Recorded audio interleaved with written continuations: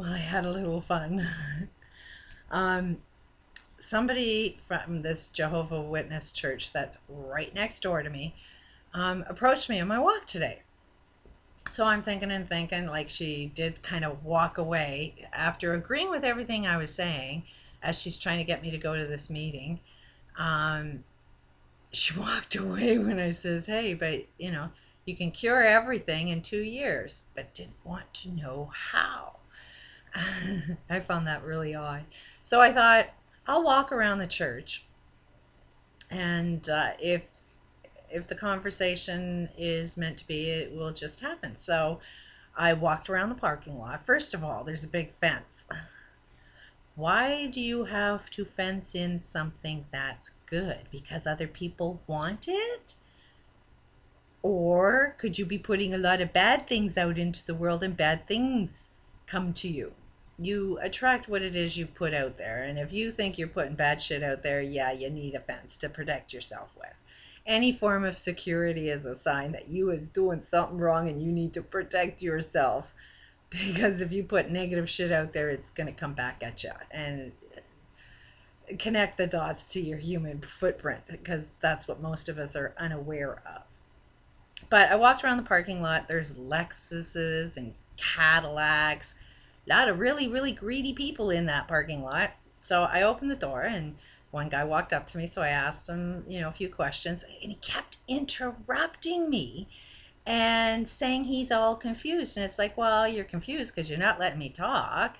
And he's saying, but you're not saying anything. And it's like, well, I'm not saying anything because you keep interrupting me. And he goes, because I don't understand. If I was in a classroom and didn't understand something, I'd ask the teacher a question. It's like, you mean as soon as the teacher opens her mouth and says 2 words, you're there asking her a question? You won't let her answer? And then you find yourself confused all the time? Maybe listen. And isn't that what people that preach do? All they do is preach, preach, and they don't know how to receive information. At the bottom line, to be a Jehovah Witness is to have the belief that greed is not a bad thing. So, I mean, all the great answers in the world, they're saying greed is not a bad thing. So if you want to learn how to be greedy, go to a Jehovah Witness church and you'll learn all about greed. Right next door to me. I haven't told them. I went there lovingly and I says, hey, I'm looking for a group that is loving, wants to find some answers, wants to do good out into the world.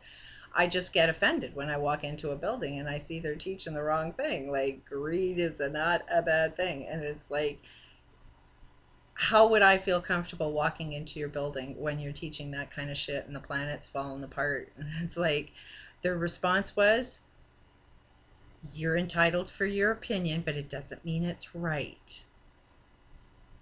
Which in the end is like, Jehovah Witness, you have your opinions, but it don't mean you're right. And I don't have to prove nothing because you're going to prove yourself wrong.